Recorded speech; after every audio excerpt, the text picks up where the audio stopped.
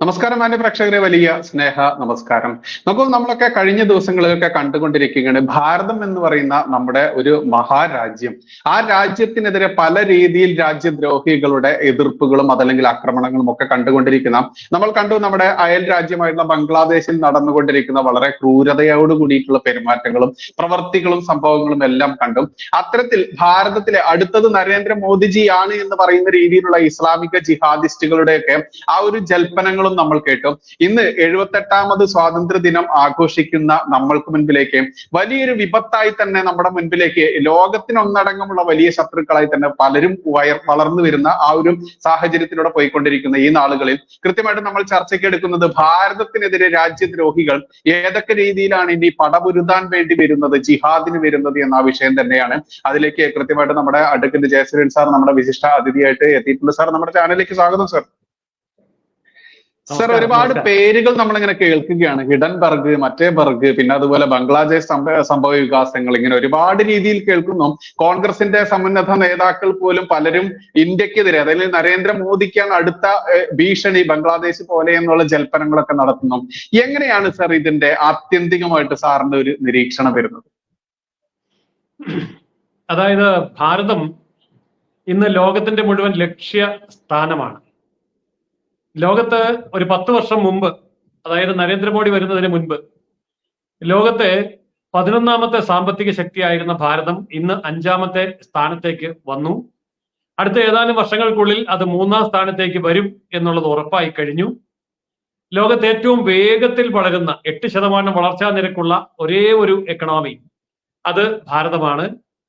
ഇങ്ങനെ പല അർത്ഥത്തിലും ലോകത്തെ വൻശക്തി രാഷ്ട്രങ്ങൾക്കും ശാക്തിക ചേരികൾക്കും ബദലായി ഒരു വൻ ശക്തിയായി ഭാരതം മാറിക്കൊണ്ടിരിക്കുന്നു എന്നല്ല, മാറിക്കഴിഞ്ഞു.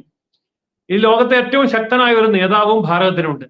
അതുകൊണ്ട് തന്നെ ചൈന മുതൽ അമേരിക്ക വരെയുള്ള വലിയ രാഷ്ട്രങ്ങൾ, ഇന്നലെ വരെ വലുതായിരുന്നു എന്ന് കരുതിയ രാഷ്ട്രങ്ങൾ ഇന്ന് ഭാരതത്തിന്റെ മുമ്പിൽ ചെറുതായിക്കൊണ്ടിരിക്കുകയാണ്, അനുനിമിഷം ചെറുതായിക്കൊണ്ടിരിക്കുകയാണ്.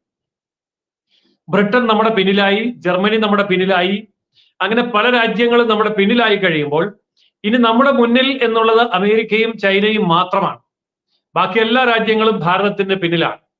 ഈ ഒരു വളർച്ച കഴിഞ്ഞ 10 വർഷക്കാലത്തെ നരേന്ദ്രമോദി സർക്കാരിന്റെ പ്രവർത്തന മികവ് കൊണ്ട് ഉണ്ടായതാണ് എന്ന് ലോകമെമ്പാടും അറിയാം. അതുകൊണ്ട് നമ്മളുടെ ശത്രുക്കൾ എന്ന് പറയുന്നത് ലോകമെമ്പാടും ഉണ്ട്. നമുക്ക് ആഗോളതലത്തിൽ നോക്കിയാൽ ബന്ധുക്കൾ എന്ന് പറയാൻ ഒരു ഇസ്രയേലും അല്ലെങ്കിൽ റഷ്യയും, ഇങ്ങനെ വളരെ ചുരുക്കം ചില രാജ്യങ്ങൾ മാത്രമേ ഉള്ളൂ. അതുകൊണ്ട് ഒരു വൻശക്തി രാഷ്ട്രമായി മാറുന്ന ഭാരതത്തെ വളഞ്ഞിട്ട് ആക്രമിക്കുകയും ശ്വാസം മുട്ടിക്കുകയും അതിനെ അധാർമികമായ രീതിയിൽ അട്ടിമറിക്കാൻ ശ്രമിക്കുകയും ചെയ്യുക സ്വാഭാവികമാണ്, തികച്ചും സ്വാഭാവികമാണ്. എന്നാൽ ചൈന പോലെ നമ്മൾക്കൊരു ഉരുക്കുമതിൽ ഇല്ല, ഇരുമ്പ് മറ ഇല്ല. ജനാധിപത്യ രാജ്യമാണ്, ഇവിടെ പത്രസ്വാതന്ത്ര്യമുണ്ട്. ലോകത്തിന്റെ മുമ്പിൽ ഭാരതം എന്ന് പറയുന്നത് തുറന്ന പുസ്തകമാണ്. എന്നാൽ ചൈന അങ്ങനെയല്ല, ഇസ്ലാമിക രാജ്യങ്ങൾ അങ്ങനെയല്ല, അമേരിക്ക ഒട്ടുമേയല്ല. കാരണം അമേരിക്ക ലോക പോലീസ് ചമഞ്ഞു നിൽക്കുമ്പോൾ ആ അമേരിക്കയുടെ സാമ്പത്തിക ശക്തി, പെട്രോ ഡോളർ സംവിധാനത്തെ വെല്ലുവിളിച്ചുകൊണ്ട് ഇന്ത്യൻ രൂപ കൊടുത്ത് ലോകത്ത് എവിടെ നിന്നും ഏത് സാധനവും വാങ്ങാൻ കഴിയുന്ന ബദൽ സാമ്പത്തിക ശക്തിയായി ഭാരതത്തിന്റെ കറൻസി വളരുകയാണ്. അമേരിക്കൻ ഡോളറിൽ കൂടി മാത്രം അന്താരാഷ്ട്ര വിനിമയം നടത്തിയിരുന്ന കാലഘട്ടത്തിന് അന്ത്യം കുറിച്ചുകൊണ്ട് ഭാരതം ആദ്യമായി റഷ്യയിൽ നിന്ന് ഇന്ത്യൻ രൂപ കൊടുത്ത് അവിടെ പെട്രോളിയം ഉൽപ്പന്നങ്ങൾ ഇറക്കുമതി ചെയ്തപ്പോൾ ലോകം ഞെട്ടി. ഇന്നിപ്പോൾ ലോകത്തെ 36 രാജ്യങ്ങൾ ഇന്ത്യൻ രൂപ സ്വീകരിച്ചുകൊണ്ട് തന്നെ കച്ചവടം നടത്താൻ തയ്യാറാണ് എന്ന് പറഞ്ഞു. G20 രാഷ്ട്രങ്ങളുടെ ചെയർമാൻഷിപ്പിൽ കയറിയിരുന്നു കൊണ്ട് ലോകത്തെ വൻശക്തി രാഷ്ട്രങ്ങളുടെ പ്രസിഡൻസി അനുഭവിച്ചു കഴിഞ്ഞു. അങ്ങനെ വളരെ വേഗം കഴിഞ്ഞ 10 വർഷം കൊണ്ട് ലോകത്തെ വൻശക്തി രാഷ്ട്രങ്ങളുടെ നടുവിലേക്ക് ഒരു കസേര വലിച്ചിട്ട് അതിൽ കയറിയിരുന്നു. സ്വയം സിംഹാസനം സൃഷ്ടിച്ച് അതിലിരുന്നു. സ്വയമേവ മൃഗേന്ദ്രത എന്ന് പറയുന്ന സിംഹത്തിന്റെ അതേ ന്യായം ഉപയോഗിച്ച് ഭാരതം ഇന്ന് ലോക നേതാവായി കഴിഞ്ഞു. ഇത് ചെറിയ കാര്യമല്ല. നമ്മൾ ആയുധമെടുത്തിട്ടില്ല, സമ്പത്ത് ഉപയോഗിച്ചിട്ടില്ല, രാഷ്ട്രീയവും മതമോ ഒന്നും കളിച്ചിട്ടില്ല. നമ്മുടെ സ്വന്തം കരുത്തുകൊണ്ട് മാത്രം നമ്മൾ അങ്ങനെയായി. അപ്പോൾ സ്വാഭാവികമായും വൻശക്തി രാഷ്ട്രങ്ങൾ എന്ന മേനി നടിച്ച് പേരിട്ട് വീർത്ത് കെട്ടി നടന്നിരുന്ന പലരും ബലൂൺ പോലെ പൊട്ടി. ഇനി ഇപ്പോൾ പൊട്ടാൻ പോകുന്ന ചൈനയാണ്, അതിന് പിന്നാലെ അമേരിക്കയും. ഈ ഒരു ഭയമാണ് ഇന്ന് ഭാരതത്തിനെതിരെ ഒന്നിച്ച് പോരാടാൻ ലോകത്തെ വൻശക്തി രാഷ്ട്രങ്ങളെ പ്രേരിപ്പിക്കുന്നത്. അവരുടെ കയ്യിൽ പല മാധ്യമങ്ങൾ ഉണ്ട്, പല സംവിധാനങ്ങൾ ഉണ്ട്. ഇന്ന് നിർഭാഗ്യവശാൽ ഭാരതത്തിന്റെ ചരിത്രത്തിൽ ഒക്കെ സംഭവിച്ചിട്ടുണ്ട് എന്ന് പറയപ്പെടുന്നത് പോലെ ഒരു വിദേശ ശക്തി നമ്മളെ ആക്രമിക്കാൻ വരുമ്പോൾ ഈ രാജ്യത്തിന് അകത്തു നിന്നുള്ള ഒറ്റുകാർ അന്നും ഭാരതത്തിലെ ചക്രവർത്തിമാരെ ഒറ്റുകൊടുത്ത ചരിത്രമുണ്ട്. അതുപോലെ ഇന്ന് പ്രതിപക്ഷ സ്ഥാനത്തിരിക്കുന്ന പ്രതിപക്ഷ നേതാവ് അതിന് നേതൃത്വം കൊടുക്കുകയാണ്. ഇവിടുത്തെ പത്രമാധ്യമങ്ങളിൽ ഒരു വിഭാഗം വിദേശ ശക്തികൾക്ക് വേണ്ടി ഭാരതത്തിൽ പ്രവർത്തിക്കുകയാണ്. ഇവിടുത്തെ NGO-കൾ, പത്രപ്രവർത്തകർ, ബുദ്ധിജീവികൾ, സാഹിത്യ സാംസ്കാരിക നായകന്മാർ എന്ന് തുടങ്ങിയവരെല്ലാം തന്നെ അവരുടെ കയ്യിൽ നിന്ന് നക്കാപ്പിച്ച വാങ്ങിക്കൊണ്ട് മാസപ്പടി പറ്റിക്കൊണ്ട് ഭാരതത്തെ, മാതൃഭൂമിയെ ഒറ്റുകൊടുക്കുകയാണ്. ഇത്രയും ഭീകരമായ ഒരു അന്തരീക്ഷത്തിൽ നടന്ന ഒരു തിരഞ്ഞെടുപ്പിൽ പോലും പ്രധാനമന്ത്രി നരേന്ദ്രമോദി വീണ്ടും അധികാരത്തിൽ വന്നതോടുകൂടി ലോകം അക്ഷരാർത്ഥത്തിൽ ഞെട്ടിത്തെറിച്ചിരിക്കുകയാണ്. ഇവിടെയാണ് ഈ ഗൗരവമുള്ള വിഷയത്തെ അതിന്റെ പൂർണ്ണ അർത്ഥത്തിൽ നമ്മൾ മനസ്സിലാക്കേണ്ടത്. ഇവിടെ ശ്രീ രാഹുൽ ഗാന്ധിയുടെ റോൾ ഇന്ന് ഭാരതത്തെ ഒറ്റുകൊടുക്കുന്ന ഒരു രാജ്യദ്രോഹിയുടെ, ലക്ഷണമൊത്ത രാജ്യദ്രോഹിയുടെ, രാഷ്ട്രവിരുദ്ധന്റെ റോളിലേക്ക് മാറിയിരിക്കുന്നു. അതിന്റെ വലിയ തെളിവാണ് ഈ ഹിൻഡൻബർഗ് സംബന്ധിച്ചിട്ടുള്ള കാര്യങ്ങൾ. ഈ ഹിൻഡൻബർഗ് എന്നൊക്കെ പറഞ്ഞാൽ ഭാരതത്തിന്റെ ജനസംഖ്യ 144 കോടിയില് 1 കോടി ആൾക്കാർക്ക് പോലും അറിയില്ല ഷെയർ മാർക്കറ്റ് എന്താണ്, ഷെയർ മാർക്കറ്റിന്റെ പ്രവർത്തനം എന്താണ്. ഷെയർ മാർക്കറ്റ് കേട്ടിട്ടുള്ളവർ കുറച്ചുകൂടെ കാണും, പക്ഷെ ഷെയർ മാർക്കറ്റ് പ്രവർത്തനത്തിൽ ദൈനംദിനം ഇടപെടുന്ന വളരെ വർഷങ്ങളുടെ എക്സ്പീരിയൻസ് ഉള്ള ആൾക്കാർക്ക് മാത്രം കൈകാര്യം ചെയ്യാൻ കഴിയുന്ന മേഖലകളെ കുറിച്ച് 1 കോടി ഇന്ത്യക്കാർക്ക് പോലും അറിയില്ല. ഈ അറിവില്ലായ്മ മുതലെടുത്തുകൊണ്ടാണ് രാഹുൽ ഗാന്ധിയെ മുന്നിൽ നിർത്തിക്കൊണ്ട് ഈ ഹിൻഡൻബർഗിനെ പോലെയുള്ള ആൾക്കാര് ഭാരതത്തെ അട്ടിമറിക്കാൻ വേണ്ടി ശ്രമിക്കുന്നത്. അപ്പോൾ നമ്മുടെ ഈ പ്രേക്ഷകർക്ക് അറിയുന്നതിന് വേണ്ടി എന്താണ് ഷെയർ മാർക്കറ്റിൽ ഹിൻഡൻബർഗിനുള്ള റോൾ എന്ന് നമുക്കൊന്ന് ചർച്ച ചെയ്യേണ്ടതായിട്ടുണ്ട്. അതായത് ഷെയർ മാർക്കറ്റ് എന്ന് പറയുമ്പോൾ പൊതുവെ നമുക്കൊക്കെ അറിയാവുന്നത് പോലെ വൻകിട കമ്പനികളുടെ ഷെയർ വിൽക്കുകയും വാങ്ങുകയും ചെയ്യുന്ന സ്ഥലം. ഇതാണ് പൊതുവെ എല്ലാവർക്കും അറിയാവുന്ന കാര്യം. ഇപ്പോൾ ടാറ്റ ആണെങ്കിലും, അദാനി ആണെങ്കിലും, ബിർള ആണെങ്കിലും, നമ്മുടെ കേരളത്തിലുള്ള കിറ്റെക്സോ, ഫെഡറൽ ബാങ്കോ, സൗത്ത് ഇന്ത്യൻ ബാങ്കോ ആണെങ്കിലും, കിറ്റെക്സ് ആണെങ്കിലും അവർക്കൊക്കെ ഷെയർ ഉണ്ട്. ഈ ലക്ഷക്കണക്കിന് ഷെയറുകൾ ഏത് സാധാരണക്കാരനും വാങ്ങാം, സമ്പന്നനായിട്ടുള്ള ആൾക്കാർക്കും വാങ്ങാം. അപ്പോൾ അവർക്ക് ഈ ഷെയർ മാർക്കറ്റിൽ പോയി ഇത് വാങ്ങാം, വില കൂടുമ്പോൾ വിൽക്കാം എന്ന് മാത്രമേ സാധാരണക്കാർക്ക് അറിയൂ. വില കുറഞ്ഞാൽ നഷ്ടം, വില കൂടിയാൽ ലാഭം എന്നൊരു തെറ്റിദ്ധാരണ ജനങ്ങളുടെ ഇടയിലുണ്ട്. ഞാൻ പറയുന്നു ഇത് തെറ്റിദ്ധാരണയാണ്. അവിടെയാണ് ഹിൻഡൻബർഗ് എന്ന് പറയുന്ന കമ്പനിയെ നമ്മൾ പഠിക്കേണ്ടത്. ഹിൻഡൻബർഗ് എന്ന് പറയുന്ന കമ്പനി കേവലം ഒരു പുതിയ കമ്പനിയാണ്. ന്യൂയോർക്ക് സിറ്റിയിൽ രജിസ്റ്റർ ചെയ്തിട്ടുള്ള അമേരിക്കൻ കമ്പനിയാണ്. അത് ലിമിറ്റഡ് ലയബിലിറ്റി കമ്പനി എന്ന് പറയുന്ന പച്ച മലയാളത്തിൽ പറഞ്ഞ ചോട്ട കമ്പനിയാണ്. കമ്പനിയുടെ ഡെഫിനിഷനിൽ പോലും വരുന്നില്ല. LLC എന്നാണ് അമേരിക്കയിൽ അതിന് പറയുക. ഇന്ത്യയിൽ പറയുക LLP, ലിമിറ്റഡ് ലയബിലിറ്റി പാർട്ണർഷിപ്പ് എന്ന് പറയും. ഒരു കമ്പനി എന്നൊന്നും പറയാനില്ല, ഒരു പാർട്ണർഷിപ്പ് എന്ന് പറയാനുള്ളൂ. അതിലെ ജീവനക്കാര് ഈ പറയുന്ന ഹിൻഡൻബർഗ് എന്ന് പറയുന്ന ഇവിടെ വലിയ ആനയാന്ന് കൊട്ടിഘോഷിക്കുന്ന ആ കമ്പനിക്ക് ലോകം മുഴുവനുമായിട്ട് ആകെ എത്ര ജോലിക്കാരുണ്ടെന്ന് ചോദിച്ചാൽ അവരുടെ വെബ്സൈറ്റിൽ ഇന്നും ഞാൻ നോക്കി 9 പേരേ ഉള്ളൂ. 9 പേര്, 10 പേര് പോലും ഇല്ല. നമ്മുടെ നാട്ടിലെ തട്ടുകടയിൽ പോലും ഇതിൽ കൂടുതൽ ജോലിക്കാരുണ്ട്. തട്ടുകടയിൽ പോലും ഇതിൽ കൂടുതൽ ജോലിക്കാരുണ്ട്. അതുപോലും ഇല്ലാത്ത ഈ തട്ടിക്കൂട്ട് കമ്പനി വെറും 9 സ്റ്റാഫിനെ വെച്ചുകൊണ്ട് 2017 നഥാൻ ആൻഡേഴ്സൺ എന്ന് പറയുന്ന വ്യക്തി തുടങ്ങിയ ഒരു സ്ഥാപനമായിട്ട്. എന്തിനു വേണ്ടിയാണ് ഈ ഹിൻഡൻബർഗ് കമ്പനി തുടങ്ങിയത്? അവർ തന്നെ വളരെ വ്യക്തമായിട്ട് പറയുന്നുണ്ട്.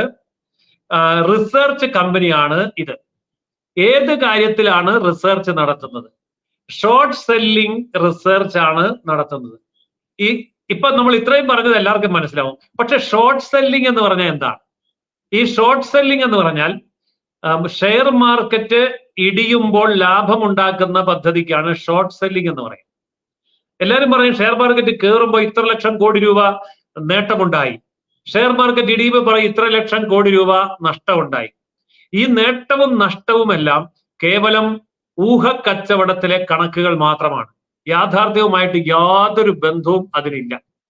ഇപ്പോൾ ഒരു ഉദാഹരണം പറയുകയാണെങ്കിൽ, ഇപ്പോ ബൈജുവിന് ഒരു കമ്പനി ഉണ്ട്, അതിന് 1,00,000 ഷെയർ ഉണ്ട് എന്നിരിക്കട്ടെ. ബൈജുവിന്റെ കമ്പനി വളരെ ഭംഗിയായിട്ട് പ്രവർത്തിക്കുന്നു, ലക്ഷക്കണക്കിന് രൂപ ലാഭമുണ്ട്, നല്ല വരുമാനമുണ്ട്. അപ്പോൾ ബൈജു എന്ത് ചെയ്തു? ആ കമ്പനിയുടെ ഷെയർ പബ്ലിക്കിലേക്ക് വിറ്റു. അപ്പോൾ ആ ഷെയർ 10 രൂപയ്ക്ക് വിറ്റു. ബൈജുവിന്റെ കമ്പനി ലാഭത്തിലായതുകൊണ്ട് ആ 10 രൂപയുടെ ഷെയർ 20 രൂപയായി, 30 രൂപയായി. അപ്പോഴേക്കും എല്ലാവരും ഇത് വാങ്ങാൻ തുടങ്ങി. അപ്പോ ഒരാൾ പറഞ്ഞു ബൈജുവിന്റെ കമ്പനി നല്ലതാണ്, ഭയങ്കര ലാഭമാണ്, 10 രൂപയുടെ ഷെയർ ഇപ്പൊ 20 രൂപയ്ക്ക് കിട്ടുമെന്ന് പറഞ്ഞു. ഉടനെ ഒരാൾ വന്നു 20 രൂപയ്ക്ക് 100 ഷെയർ മേടിച്ചു. അതറിഞ്ഞുകൊണ്ട് വേറൊരാൾ വന്ന് 200 ഷെയർ മേടിച്ചു. അപ്പോഴേക്കും കമ്പനിയുടെ ഷെയർ ഏതാണ്ട് തീരാറായി, കിട്ടാതെയായി. അപ്പൊ കയ്യിലിരിക്കുന്ന ഷെയറുകൾ ആൾക്കാർ കൂടുതൽ വിലയ്ക്ക് വിൽക്കാൻ തുടങ്ങി. അപ്പോഴേക്കും ഡിമാൻഡ് കൂടി, ആൾക്കാർ വന്ന് 300 മേടിച്ചു, 400 മേടിച്ചു. അങ്ങനെ ലക്ഷക്കണക്കിന് മേടിക്കാൻ വന്നപ്പോ ഇല്ലല്ലോ, ആകെ ലക്ഷമല്ലേ ഉള്ളൂ ഷെയർ. അപ്പൊ ഷെയറിന്റെ വില കൂടി. ഷെയറിന്റെ വില കൂടുമ്പോൾ ഷെയറിന്റെ നമ്പറായിട്ടുള്ള 1,00,000 ഗുണം അത്രയും ബൈജുവിന്റെ കമ്പനിയുടെ മാർക്കറ്റ് അങ്ങ് വലുതായിട്ട് പൊങ്ങി. ഇവിടെ വേറൊരു ബൈജുവിനും ഉണ്ട് കാര്യമുണ്ട്, അതായത് ബൈജു രവീന്ദ്രൻ. ബൈജു രവീന്ദ്രന്റെ കമ്പനി ഇതുപോലെ ഭയങ്കരമായിട്ട് അങ്ങ് വളർന്നു. ഇപ്പോ ഭയങ്കരമായിട്ട് തളർന്നു. എന്താണ് കാരണം? വാർത്തയാണ് അടിസ്ഥാനം. അല്ലാതെ കമ്പനിയുടെ അസറ്റോ കമ്പനിയുടെ വരവ് ചെലവ് കണക്കോ ഒന്നും ഇവിടെ ആരും നോക്കുന്നില്ല. ഊഹാപോഹങ്ങളുടെയും വാർത്തകളുടെയും അടിസ്ഥാനത്തിൽ ഷെയർ വില ഉയരുകയും താഴുകയും ചെയ്യുമ്പോൾ, താഴുമ്പോൾ വിറ്റ് ലാഭം ഉണ്ടാക്കുന്ന ഒരു പ്രസ്ഥാനത്തിനാണ്, ഒരു പരിപാടിക്കാണ്, ഒരു പ്രക്രിയക്കാണ് ഷോർട്ട് സെല്ലിംഗ് എന്ന് പറയാം. അതെങ്ങനെയാണ് ഷോർട്ട് സെല്ലിംഗ് വെക്കുക? ഒരാള് ഒരു കമ്പനിയുടെ ഷെയർ നല്ല നിലയിൽ നിൽക്കുമ്പോൾ അയാൾ പോയി കുറെ കമ്പനിയുടെ ഷെയർ മേടിക്കുന്നു. ഇതിനു വേണ്ടിയാണ് ഹിൻഡൻബർഗ് കമ്പനി ഉണ്ടാക്കിയതെന്ന് അവർ തന്നെ പറയുന്നുണ്ട്. ഷോർട്ട് സെല്ലിങ്ങിന് വേണ്ടി ഉണ്ടാക്കിയ കമ്പനിയാണ്. അതായത് ഉയർന്ന നിലയിലുള്ള ഷെയർ കമ്പനിയിൽ പോയി വാങ്ങുക, വാങ്ങിക്കഴിഞ്ഞിട്ട് ഈ ഹിൻഡൻബർഗ് ചെയ്യുന്ന പണി, ആ കമ്പനിയുടെ ഷെയർ വാങ്ങിക്കഴിയുമ്പോൾ അവർ ഷെയർ ഹോൾഡറായി എന്ന് പറഞ്ഞാൽ ഉടമസ്ഥനായി.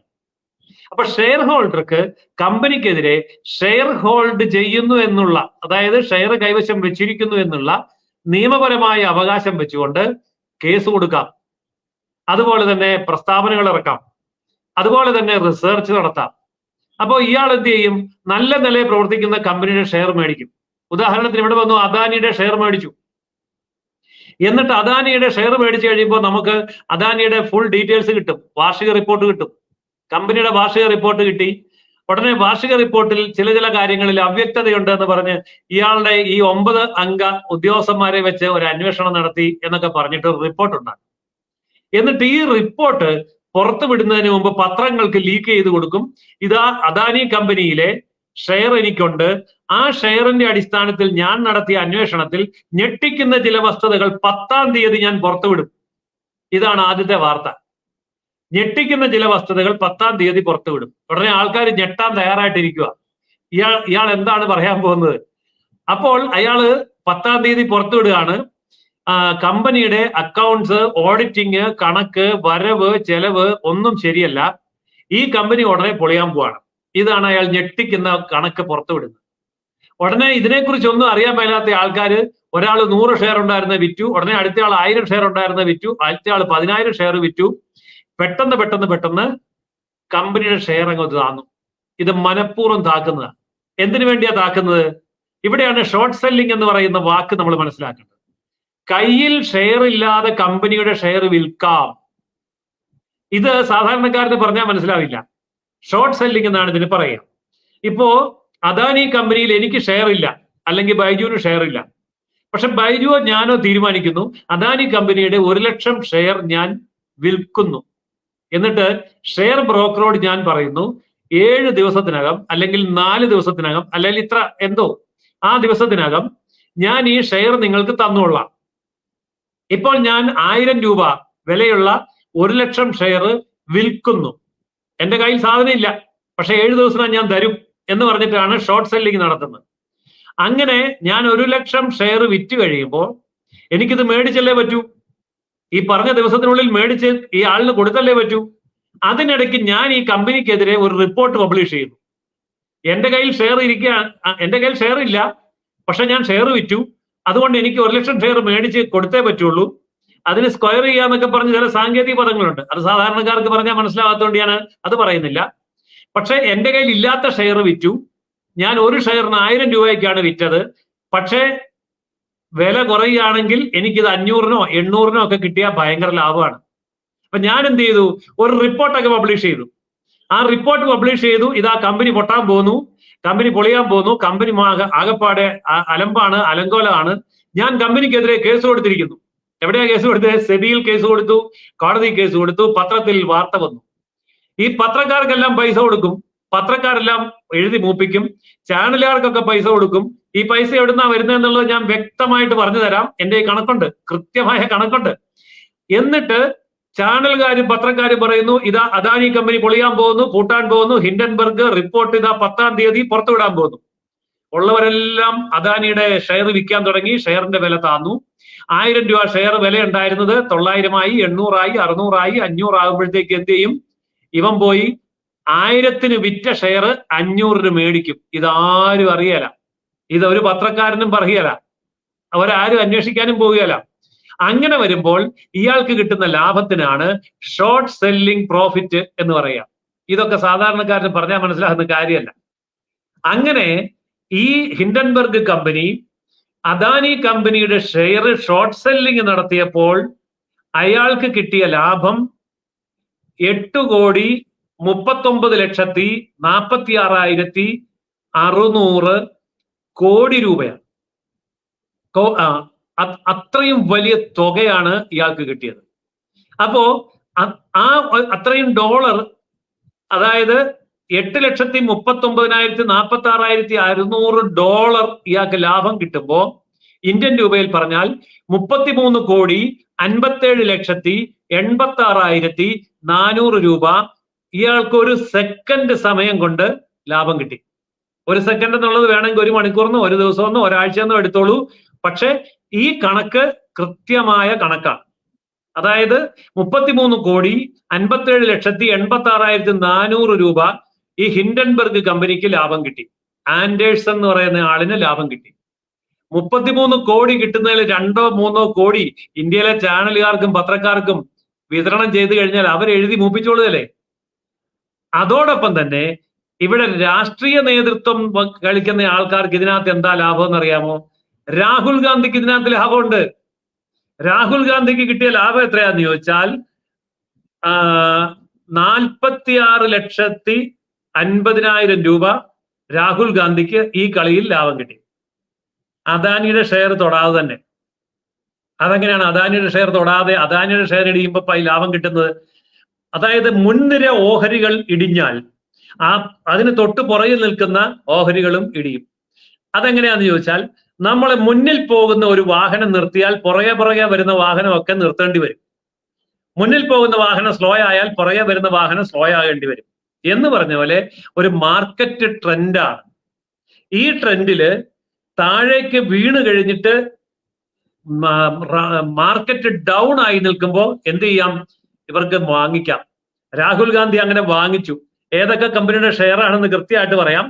റായ്ബറേലി തെരഞ്ഞെടുപ്പിന്റെ പ്രകടന പത്രികയുടെ കൂടെ നൽകിയ സത്യവാങ്മൂലത്തിൽ രാഹുൽ ഗാന്ധി പറഞ്ഞിട്ടുണ്ട്, ഏഷ്യൻ പെയിന്റിന്റെ ഷെയർ, ബജാജ് ഫിനാൻസിന്റെ ഷെയർ, ഹിന്ദുസ്ഥാൻ യൂണിലിവറിന്റെ ഷെയർ, ഇൻഫോസിസിന്റെ ഷെയർ, ITCയുടെ ഷെയർ 5 മാസം മുമ്പ് വാങ്ങിച്ചു.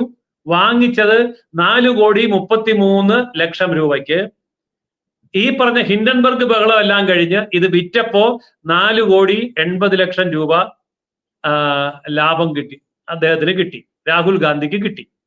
എന്ന് പറയുമ്പോൾ കൃത്യമായ ലാഭം, ഇതിന്റെ ഡിഫറൻസ് 5 മാസം കൊണ്ടുണ്ടായത് 46,50,000 രൂപ രാഹുൽ ഗാന്ധിക്ക് കിട്ടി. ഒരു മാസം 9,30,000 രൂപ ലാഭം രാഹുൽ ഗാന്ധിക്ക് കിട്ടി.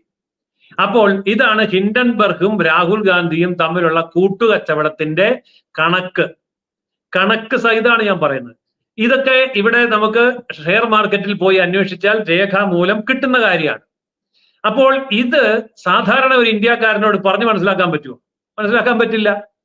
അപ്പോൾ ഷെയർ മാർക്കറ്റ് ഇടിഞ്ഞു, ലക്ഷക്കണക്കിന് രൂപ നഷ്ടമുണ്ടായി എന്ന് പറഞ്ഞിട്ട് ഇവിടെ രാഹുൽ ഗാന്ധി പറഞ്ഞ ഒരു കാര്യമുണ്ട്.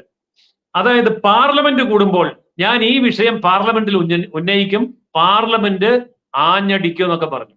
പാർലമെന്റ് കൂടിയല്ലോ. ഈ രാഹുൽ ഗാന്ധി എവിടെ പോയി? ആഞ്ഞടിച്ചുമില്ല, ഒന്നുമില്ല.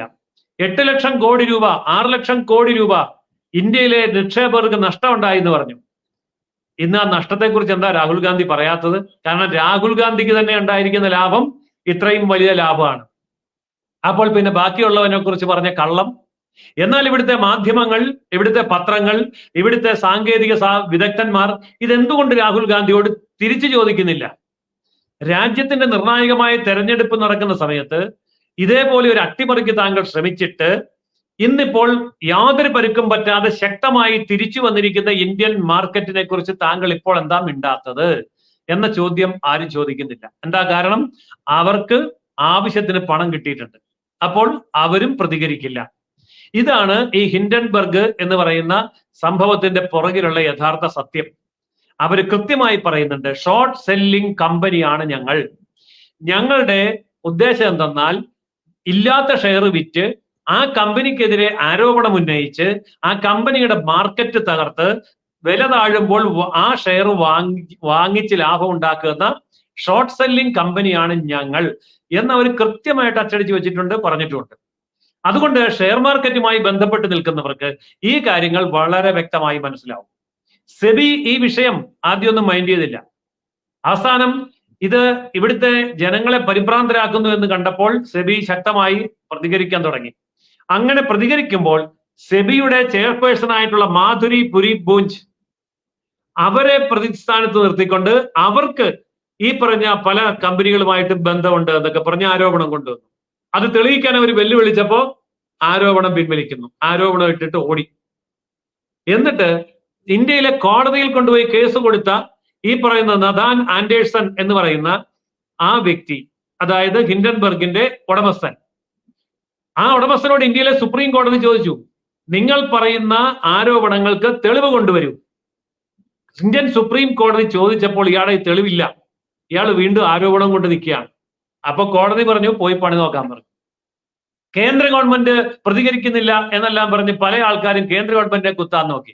കേന്ദ്ര ഗവൺമെന്റ് പറഞ്ഞു വഴിയെ പോകുന്ന വല്ല കാളികൂളിയോട് പ്രതികരിക്കാനുള്ള ആവശ്യമൊന്നും ഇന്ത്യ പോലൊരു ഗവൺമെന്റിനില്ല, അതുകൊണ്ട് അവൻ പോകുന്ന വഴിയെ പോട്ടെ എന്ന് പറഞ്ഞു.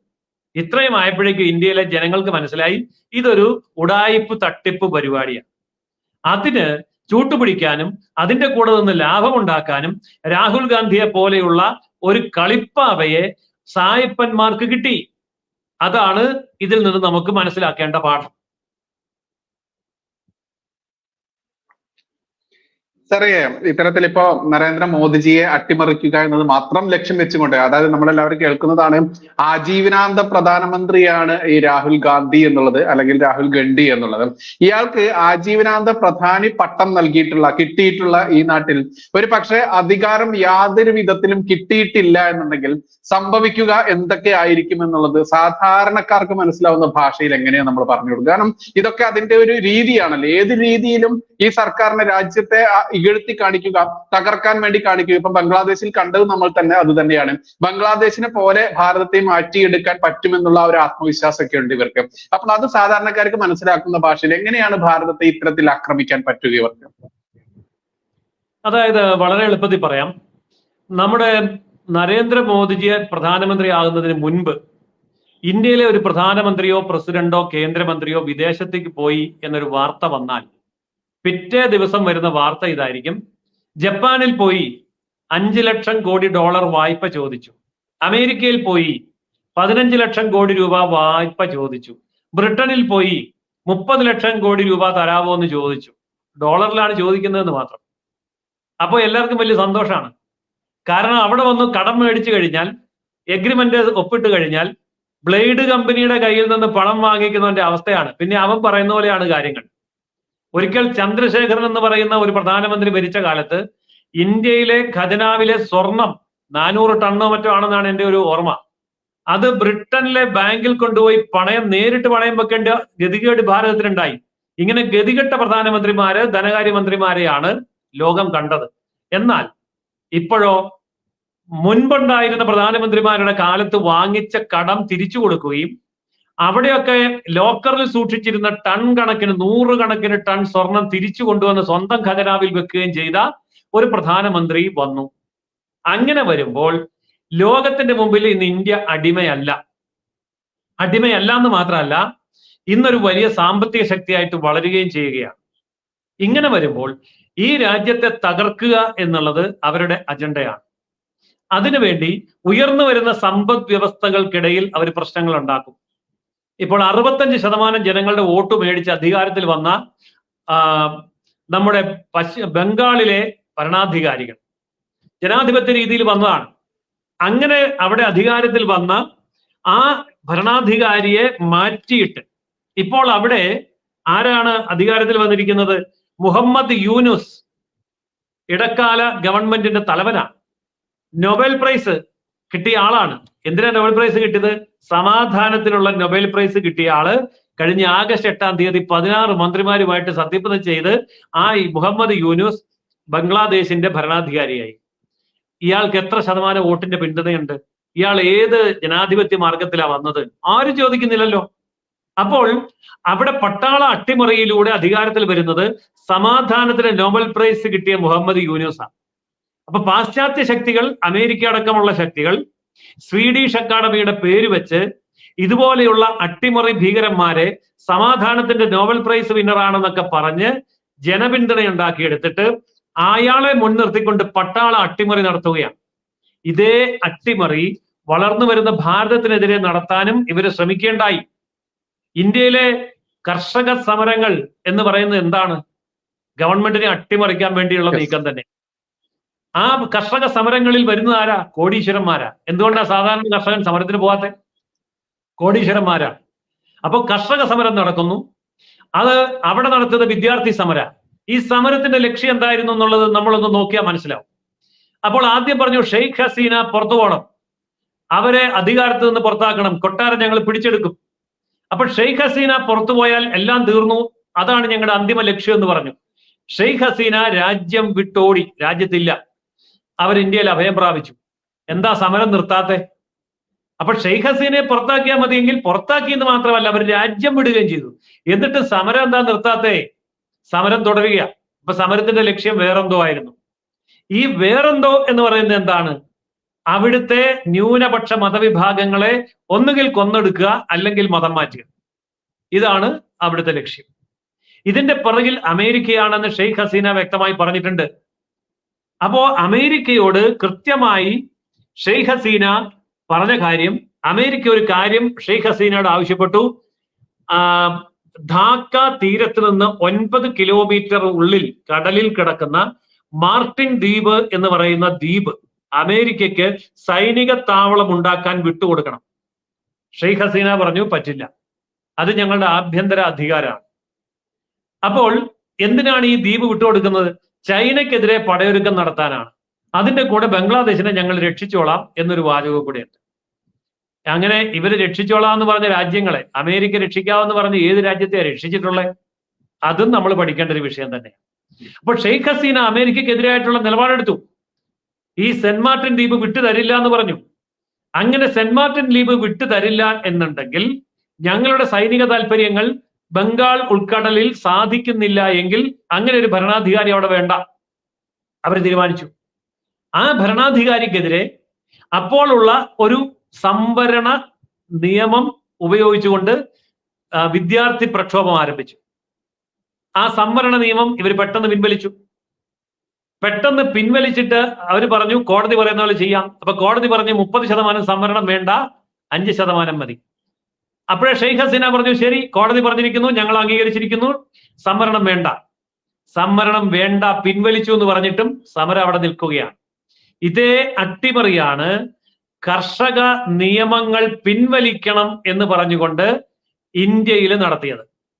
അപ്പോൾ പ്രധാനമന്ത്രിയായിരുന്നത് നരേന്ദ്രമോദി ആയിരുന്നതുകൊണ്ട് അദ്ദേഹത്തിന് ഇതിന്റെ കൃത്യമായ സെൻസ് കിട്ടിയത് കൊണ്ട് അദ്ദേഹം പറഞ്ഞൊരു വാചകമുണ്ട്, ഞാൻ ഈ നിയമങ്ങൾ പിൻവലിക്കുന്നു രാജ്യ താല്പര്യത്തിന് വേണ്ടി, ഞാൻ ഈ നിയമങ്ങൾ കൊണ്ടുവന്നത് കർഷക താല്പര്യത്തിന് വേണ്ടി. അപ്പൊ കർഷക താല്പര്യത്തിന് വേണ്ടി കൊണ്ടുവന്ന നിയമം രാജ്യ താല്പര്യത്തിന് വേണ്ടി പിൻവലിക്കുന്നു. കാരണം രാജ്യത്തെ അട്ടിമറിക്കാൻ കർഷക ജനവിഭാഗത്തിന്റെ ഇടയിൽ തെറ്റിദ്ധാരണ ഉണ്ടാക്കിക്കൊണ്ട് ആഭ്യന്തര കലാപത്തിലേക്ക് ഇന്ത്യയെ നയിക്കാൻ ഈ പറഞ്ഞ അന്താരാഷ്ട്ര ശക്തികൾ, അമേരിക്ക അടക്കമുള്ളവർ ശ്രമിച്ചപ്പോൾ അതിന്റെ ഫ്യൂസ് ഊരിവിട്ട തന്ത്രമായിരുന്നു നരേന്ദ്രമോദി ചെയ്തത്. ഇവിടെ ഷെയ്ഖ് ഹസീന ഫ്യൂസ് ഊരി വിട്ടു എങ്കിൽ പോലും ഫലിച്ചില്ല. കാരണം പട്ടാളം അവരുടെ കയ്യിലില്ലായിരുന്നു. പട്ടാളം അവരുടെ കയ്യിലുണ്ടായിരുന്നെങ്കിൽ ഈ കളി നടക്കില്ല. അപ്പോൾ പലരും പറയാറുണ്ട്, ഇതാ ഭാരതത്തിലേക്ക് വരാൻ പോകുന്നു, ഭാരതത്തെ കീഴടക്കും, ബംഗ്ലാദേശിൽ ജയിച്ചു എന്ന്. ഭാരതത്തെ കീഴടക്കാൻ അവസരങ്ങൾ ഇവർ രണ്ടെണ്ണം നോക്കി.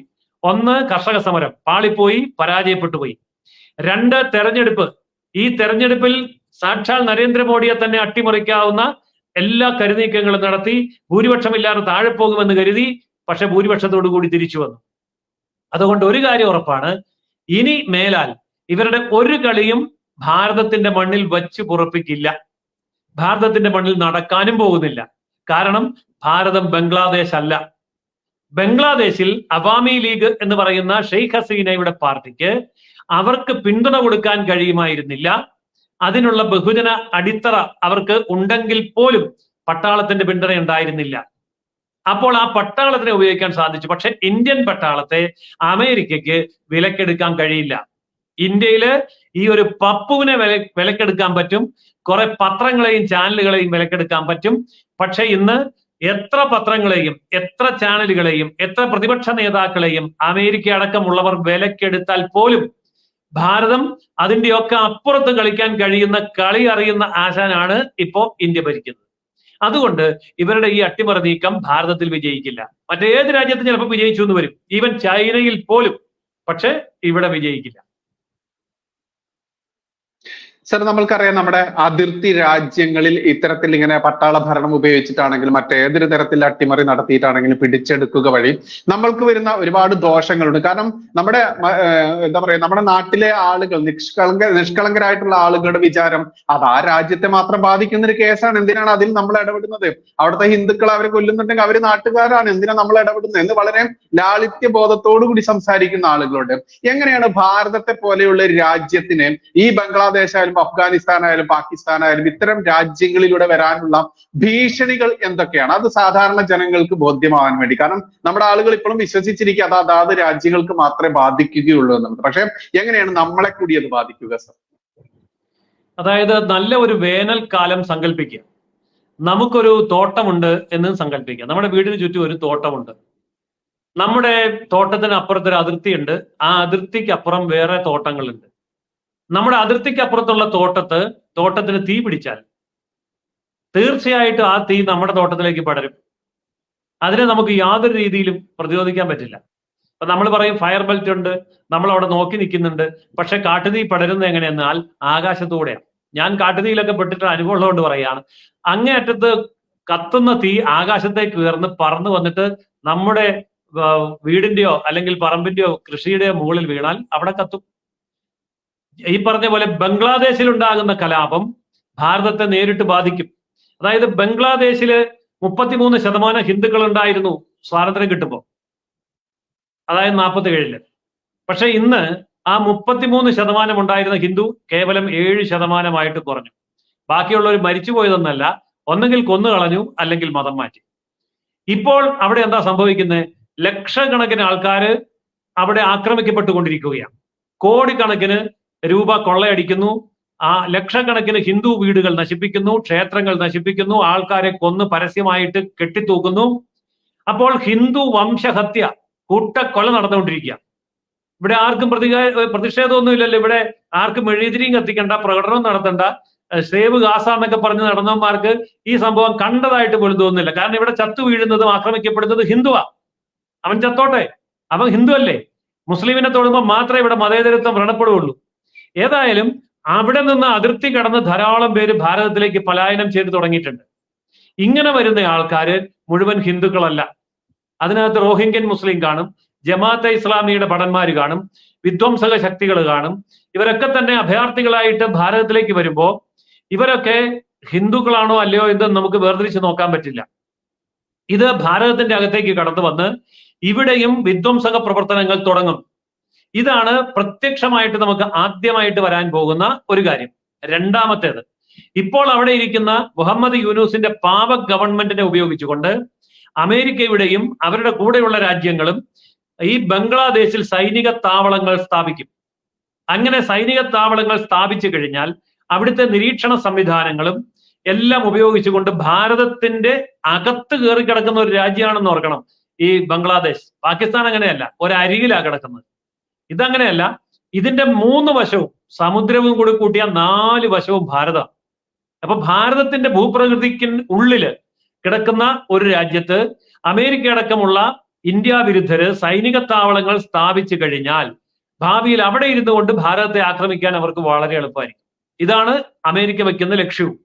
അതുകൊണ്ട് ബംഗ്ലാദേശ് ദുർബലമാവുകയും അവിടുത്തെ ഭരണകൂടം കീഴടങ്ങുകയും ചെയ്തു എന്ന് പറഞ്ഞാൽ ഈ ഭാരതത്തിന്റെ ഭൂപ്രകൃതിക്കകത്ത് വിദേശ ശക്തികൾ, ശത്രു രാജ്യങ്ങൾ താവളമുറപ്പിക്കാൻ പോകുന്നു എന്നാണ് നമുക്ക് മനസ്സിലാക്കാവുന്ന ഏറ്റവും ലളിതമായ ഭീഷണി.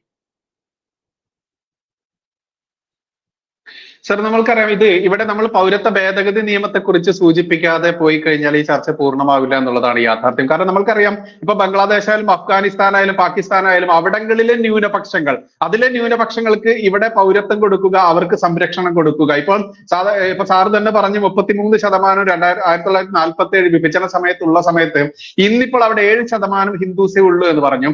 അപ്പോൾ ബാക്കിയുള്ള ഈ 26% എവിടെ പോയി എന്നുള്ളൊരു ചോദ്യം അവിടെ വലിയ ചോദ്യം തന്നെയാണ്. ഇപ്പോൾ ഇവിടെ പൗരത്വ ഭേദഗതി നിയമം കൊണ്ടുവന്ന സമയത്ത് ഇത്തരത്തിൽ നമ്മുടെ സഹോദരന്മാർക്ക് ഇവിടെ പൗരത്വം കൊടുത്തുകൊണ്ട് ഇനി ബാക്കിയുള്ള 7%എങ്കിലും സംരക്ഷിക്കാമെന്ന ആ ഒരു സതുദ്ദേശത്തോടു കൂടി വന്ന ഈ നമ്മുടെ ഭാരതത്തിനെതിരെ ഇവിടുത്തെ ഇസ്ലാമിസ്റ്റുകളും മറ്റും ഞാൻ മതേതരനാണ്, മുസ്ലിങ്ങൾക്ക് മാത്രം എന്താ പൗരത്വം കൊടുക്കാത്തതെന്ന് പറഞ്ഞ് ഇവിടെ തെറ്റിദ്ധാരണ പരത്തിക്കൊണ്ട് മറ്റൊരു കലാപം നടത്തിയതൊക്കെ നമ്മൾ കണ്ടതാണ്. അതിനെ കൂടി നമ്മൾക്ക് പരാമർശിക്കാതെ പോകാനാവില്ലല്ലോ. എങ്ങനെയാണ് സാർ ഈ പൗരത്വ ഭേദഗതി അന്ന് കൊടുത്ത് അവരെ സ്വീകരിച്ച് നമ്മൾ നമ്മുടെ സഹോദരരെ നമ്മൾ ഇങ്ങോട്ട് കൊണ്ടുവന്നിരുന്നെങ്കിൽ ആ 33% എത്രയോ ആളുകൾ ഇവിടെ ഉണ്ടാകുമായിരുന്നില്ലേ? നമ്മുടെ സഹോദരൻ കൊല്ലപ്പെടുമായിരുന്നില്ലല്ലോ. തീർച്ചയായിട്ടും അവർ കൊല്ലപ്പെടുമായിരുന്നില്ല. അതായത് അങ്ങനെ ഒരു നിയമം ഉണ്ടാക്കുകയും ആ നിയമം അനുസരിച്ചുള്ള കുടിയേറ്റത്തിന് അനുമതി കൊടുക്കുകയും ചെയ്തില്ല എങ്കിൽ ഭാരതത്തിന് പുറത്തുള്ള ഹിന്ദു ജനസംഖ്യ കൊല്ലപ്പെടും, തുടച്ചു നീക്കപ്പെടും. നമ്മൾ മനസ്സിലാക്കേണ്ട ഒരു കാര്യമുണ്ട്. ലോകത്തെ ഏറ്റവും കൂടുതൽ ഹിന്ദുക്കളുള്ള രാജ്യം ഇന്ത്യ. അത് കഴിഞ്ഞാൽ പിന്നെ ഏറ്റവും കൂടുതൽ ഹിന്ദുക്കളുള്ള രാജ്യം നേപ്പാൾ. അത് കഴിഞ്ഞാൽ മൂന്നാമത്തെ ഏറ്റവും കൂടുതൽ ഹിന്ദുക്കളുള്ള രാജ്യം ബംഗ്ലാദേശാണ്. അപ്പൊ ലോകത്തെ മൂന്നാമത്തെ ഹിന്ദു ജനസംഖ്യ ബംഗ്ലാദേശിന്റെ ഉള്ളിലാണ്. ആ ഹിന്ദു ജനസംഖ്യയെ ഇല്ലായ്മ ചെയ്യുക എന്നുള്ള വ്യക്തമായ ലക്ഷ്യത്തോടു കൂടിയാണ് ഇന്ന് ഈ കലാപം അവിടെ നടന്നുകൊണ്ടിരിക്കുന്നത്. അപ്പൊ CAA നടപ്പിലാക്കി ഇവരെ ഉൾക്കൊള്ളാനുള്ള ഒരു സംവിധാനം എത്രമാത്രം താമസിപ്പിക്കുന്നുവോ അത്രമാത്രം ബംഗ്ലാദേശ് അടക്കമുള്ള വിദേശ രാജ്യങ്ങളിലെ ഹിന്ദു ജനസംഖ്യയെ ഇവരില്ലായ്മ ചെയ്യും. ഇപ്പോൾ സംഭവിച്ചുകൊണ്ടിരിക്കുന്നത് അതാണ്. എന്നാൽ ഇങ്ങനെ ഒരു നിയമം നടപ്പിലാക്കി എന്ന് കരുതി ഉടൻ തന്നെ ഈ കോടിക്കണക്കിനായിട്ടുള്ള വിദേശ ഹിന്ദുക്കൾ ഇങ്ങോട്ട് വരണമെന്നില്ല. കാരണം അവർക്ക് അവിടെ കടയുണ്ട്, വീടുണ്ട്, ഭൂമിയുണ്ട്, സ്വത്തുണ്ട്, സംവിധാനങ്ങളൊക്കെ ഉണ്ട്. അപ്പൊ അതെല്ലാം ഉപേക്ഷിച്ച് ഇങ്ങോട്ട് വന്നിട്ട് ഇവിടെ ആദ്യം മുതൽ തുടങ്ങാനും പറ്റില്ല. പക്ഷേ സഹിക്കാൻ വയ്യാത്തൊരു സാഹചര്യം ഉണ്ടായാൽ അവർക്ക് ജീവനും കയ്യിൽ പിടിച്ചുകൊണ്ട് ഓടി വരാവുന്ന വാതിലുകൾ തുറന്നിട്ടിരിക്കുന്ന ഒരു നിയമ സംവിധാനമാണ് CAA. ആ CAA എന്ന് പറയുന്നത് എല്ലാവർക്കും വേണ്ടി കൊടുത്താൽ അവിടുന്ന് വരുന്ന കോടിക്കണക്കിന് മുസ്ലിങ്ങൾ ഭാരതത്തിലേക്ക് വരും. ഇതിന്റെ ഏറ്റവും വലിയ തെളിവാണ് പാകിസ്ഥാൻ വേണമെന്ന് ഇന്ത്യയിലെ മുസ്ലിം ലീഗ് ആവശ്യപ്പെട്ട് മുസ്ലിങ്ങളുടെ പേരിൽ ഭാരതത്തെ വെട്ടിമുറിച്ച് പാകിസ്ഥാൻ ഉണ്ടാക്കിയപ്പോൾ 50% മുസ്ലിങ്ങളെ അങ്ങോട്ട് പോയുള്ളൂ. ബാക്കി 50% ഇവിടെ നിൽക്കുക ചെയ്ത്. മുസ്ലിം ലീഗും ഇവിടെ നിൽക്കുക ചെയ്ത്. നമ്മുടെ കേരളത്തെ മുസ്ലിം ലീഗ് ഭരണത്തിലും കൂടിയുണ്ട്. അപ്പോ മുസ്ലിം ലീഗ് എന്തുകൊണ്ട് പോയില്ല? അപ്പൊ പറയുന്നു ഞങ്ങൾ പേര് മാറ്റി ഇന്ത്യൻ യൂണിയൻ മുസ്ലിം ലീഗ് എന്നാക്കി. എന്തിനാ ഇന്ത്യൻ യൂണിയൻ മുസ്ലിം ലീഗ് ആക്കിയത്? അവർ മുദ്രാവാക്യം വിളിക്കുമ്പം ആ നയം വ്യക്തമാക്കിയിട്ടുണ്ട്. പിടിച്ചു വാങ്ങി അല്ലെ, ചിരിച്ചു നേടി പാകിസ്ഥാൻ, പിടിച്ചു വാങ്ങും ഹിന്ദുസ്ഥാൻ. അതിനുവേണ്ടി 50% ഇവിടെ റിസർവ് ഇവിടെ നിർത്തിയിരിക്കുക ലീഗിനെ. ആ ലീഗിനെയാണ് കോൺഗ്രസ് സഖ്യകക്ഷിയാക്കി ഇന്ത്യ മുന്നണിയിൽ കൊണ്ടുവന്ന് നിർത്തിയിരിക്കുന്നത്. എന്ന് പറഞ്ഞതുപോലെ ഈ പറയുന്ന ബംഗ്ലാദേശിൽ നിന്ന് ഈ ഭാരതത്തിലേക്ക് വന്ന് നിലയുറപ്പിക്കാൻ അല്ലെങ്കിൽ അഭയം തേടാൻ വരുന്ന മുഴുവൻ ഹിന്ദുക്കളെയും ഭാരതത്തിലേക്ക് കൊണ്ടുവരുമ്പോൾ യഥാർത്ഥത്തിൽ അവിടെ അവരുണ്ടാക്കിയ സമ്പത്ത് മുഴുവൻ ഇവർക്ക് സ്വന്തം. ഇവരുണ്ടാക്കിയ കെട്ടിടം പൊളിച്ചുകൊണ്ട് വരാൻ പറ്റില്ല. അവരവിടെ ഉണ്ടാക്കിയിരിക്കുന്ന ട്രേഡ് മാർക്കോ മറ്റു കാര്യങ്ങളോ കൊണ്ടുവരാൻ പറ്റില്ല. അവിടെ അവരുടെ കൃഷിഭൂമി അവർക്ക് കൊണ്ടുവരാൻ പറ്റില്ല. അങ്ങനെ സ്ഥാവര വസ്തുക്കൾ ഒന്നും തന്നെ ഇങ്ങോട്ട് കൊണ്ടുവരാൻ പറ്റില്ല. ഇങ്ങനെയുള്ളത് കൊണ്ട് അത് മുഴുവൻ അവർക്ക് കിട്ടും. അപ്പോൾ അവരെ കൊല്ലുക, ഭീഷണിപ്പെടുത്തുക, ഓടിക്കുക, മതം മാറ്റാനാണെങ്കിൽ മതം മാറ്റുക. അങ്ങനെ വരുമ്പോൾ ഈ സ്വത്ത് മുഴുവൻ അവിടുത്തെ ജനങ്ങൾക്ക് എടുക്കാം. അപ്പൊ നമ്മൾ പറയാറുണ്ടല്ലോ, ഇപ്പോൾ ഒരു ഹാപ്പി ഇൻഡെക്സിന്റെ സർവേ നടത്തുകയാണെങ്കിൽ ബംഗ്ലാദേശിന്റെ ഹാപ്പിനെസ് ഭയങ്കര കൂടുതലായിരിക്കും. ലോകത്തെ നമ്പർ 1 ഹാപ്പിനെസ് ബംഗ്ലാദേശ് ആയിരിക്കും. എന്താണെന്നറിയാമോ? ഹിന്ദുക്കളുടെ വീട് മുഴുവൻ കൊള്ളയടിക്കുക, ഭയങ്കര ഹാപ്പി. ഹിന്ദുക്കളുടെ കട മുഴുവൻ കൊള്ളയടിക്കുക, ഹാപ്പിനെസ് പിന്നെയും കൂടി. ഹിന്ദുക്കളുടെ വീട്ടിൽ കയറി സ്ത്രീകളെ മുഴുവൻ ബലാത്സംഗം ചെയ്യുക, പിന്നെ ഹാപ്പിനെസിന്റെ കാര്യമായിട്ട് പറയാനും ഇല്ല. അങ്ങനെ ഇപ്പം ബംഗ്ലാദേശ് ഹാപ്പിനെസ്സിൽ എങ്ങനെ നമ്പർ 1 ആയിട്ട് നിൽക്കുക. ഇപ്പൊ വേണം സർവേ നടത്താൻ. അപ്പോ ഈ തരത്തിലുള്ള ലക്ഷ്യത്തോടു കൂടി പ്രവർത്തിക്കുന്ന രാഷ്ട്രീയ അന്തരീക്ഷം ഇന്ന് അവിടെയുണ്ട്.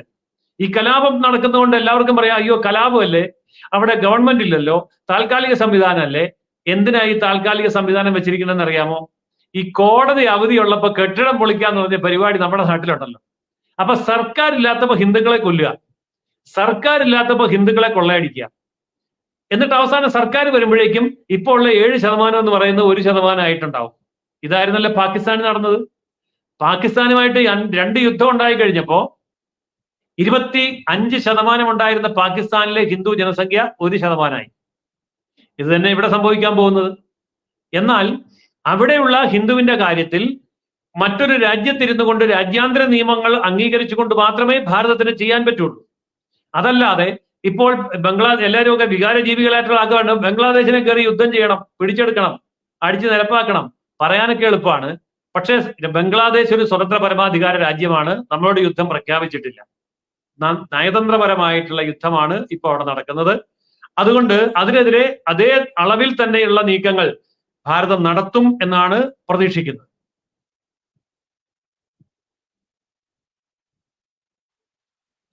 സർ, അതുപോലെ മറ്റൊരു ഇപ്പൊ ഹിൻഡൻബർഗിനെ പോലെ തന്നെ നമ്മൾ ഇലക്ഷന് തൊട്ട് മുൻപ് കേട്ട ഒരു പേരാണ് ധ്രുവ് റാത്തി എന്ന് പറയും. സാർ ഇപ്പൊ അത് പരാമർശിച്ചത് കൊണ്ട് ഞാനത് പറയുകയാണ്. അപ്പൊ ധ്രുവ് റാത്തിയെ വെച്ചുകൊണ്ട് അന്ന് ബംഗ്ലാദേശാണ് ഇന്ത്യയേക്കാൾ മുകളിൽ ആ ഹാപ്പിനെസ്സിൽ ഇൻഡെക്സിൽ മേലെ നിൽക്കുന്നതെന്നൊക്കെ അത്തരത്തിൽ ഒരുപാട് പേരുകൾ നമ്മൾ ഇനിയും കേൾക്കുമെന്നുള്ളതാണ് യാഥാർത്ഥ്യം. പക്ഷെ ഇനി ഇവിടെ എടുത്തു പറയേണ്ട ഒന്ന് തന്നെയാണ് സർ, ഭാരതത്തിന്റെ 2ാം സൈന്യം എന്ന് അറിയപ്പെടുന്ന RSSന്റെ ഒരു ശക്തി കൂടി നമ്മൾ ഇവിടെ എടുത്ത് പറയേണ്ടത് സാർ. കാരണം ഇവിടെ ഡിവൈഎഫ്ഐക്കാരും CPM-കാരും ഒക്കെ കൊടുക്കുന്ന ഒരു മുദ്രാവാക്യമുണ്ടല്ലോ, അവിടെ ഡിവൈഎഫ്ഐക്കാരുണ്ടായിരുന്നെങ്കിൽ അത് നടക്കില്ലായിരുന്നു, ഇത് നടക്കില്ലായിരുന്നു എന്ന് കൊടുക്കുന്ന ഒരു മുദ്രാവാക്യമുണ്ട്.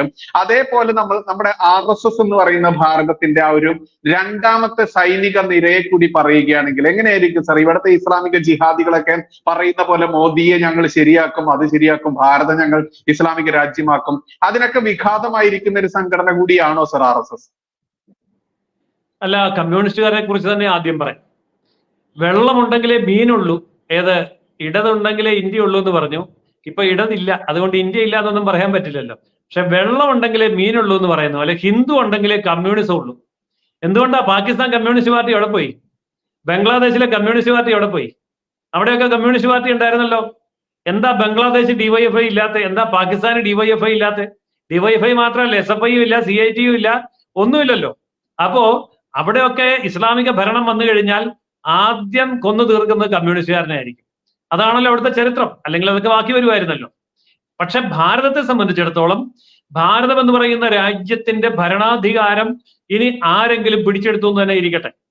ഇന്ത്യയില് ഈ കോൺഗ്രസ് അല്ലെങ്കിൽ ഇന്ത്യ മുന്നണി അധികാരത്തിൽ വന്നു, അമേരിക്കയുടെയോ മറ്റാരുടെയെങ്കിലും ഒക്കെ താല്പര്യം നടപ്പാക്കാൻ വേണ്ടി അവർ ശ്രമിക്കുകയാണ് എന്നുണ്ടെങ്കിൽ ഭാരതത്തിന് മറ്റൊരു വലിയ ആർമി ഉണ്ട്. ഇപ്പൊ ബൈജു പറഞ്ഞത് തന്നെ RSS.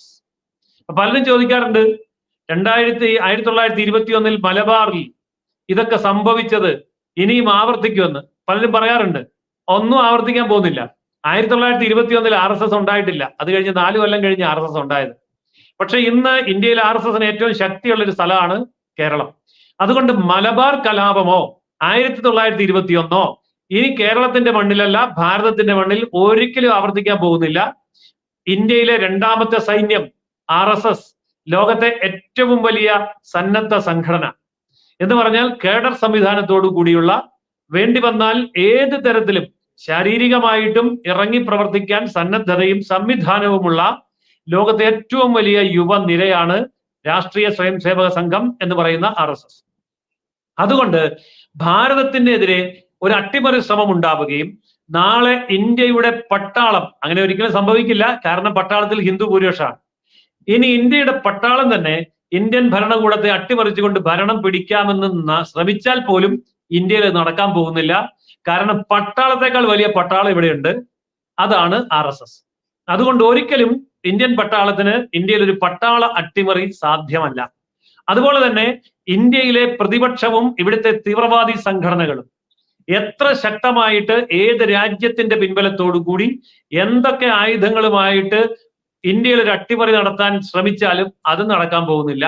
കാരണം ഈ RSS എന്ന് പറയുന്ന സംഘടനാ സംവിധാനം ഈ പറയുന്ന എല്ലാ സംവിധാനങ്ങൾക്കും അകത്ത് വേണമെങ്കിലും നുഴഞ്ഞു കയറാൻ മാത്രം സംവിധാനത്തോടു കൂടിയുള്ള ഒരു കാര്യമാണ്. ഇപ്പൊ നമ്മുടെയൊക്കെ നാട്ടില് ഭയങ്കര RSS ആണെന്നൊക്കെ പറയും. ആരെയെങ്കിലും നമുക്ക് അറിയാൻ പറ്റുമോ നമ്മുടെ നാട്ടിലുള്ള RSSകാർ എത്ര പേരുണ്ട്?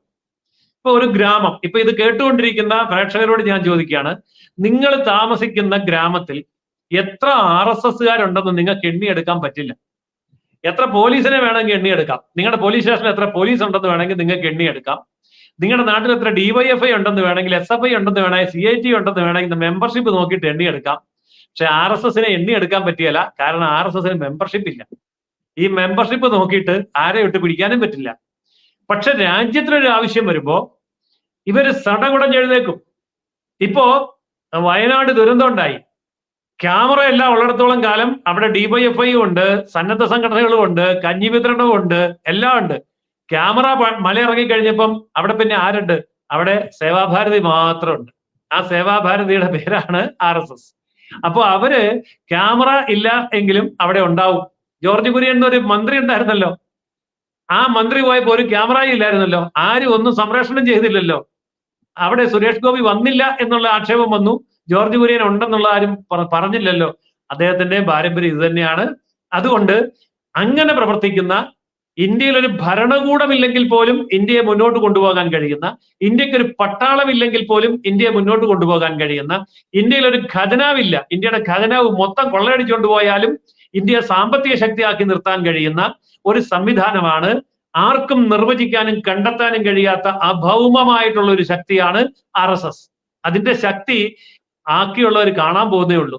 എന്നാണോ ഭാരതം ഒരു ക്രൈസിസിൽ പെടുന്നത് അന്ന് RSS രംഗത്ത് വരും, പരസ്യമായിട്ട് രംഗത്ത് വരും.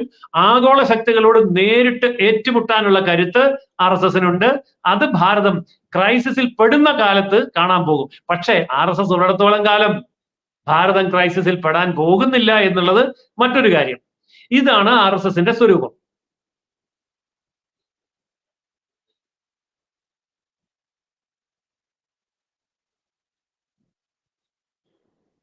സർ, മറ്റൊന്ന്, ഇപ്പൊ RSSന്റെ ഈ കാര്യം പറഞ്ഞത് കൊണ്ട് തന്നെ RSS 100ാം വയസ്സിലേക്ക് അടുത്ത വർഷം കാലെടുത്ത് വെക്കുകയാണ് നമ്മൾക്കറിയാം.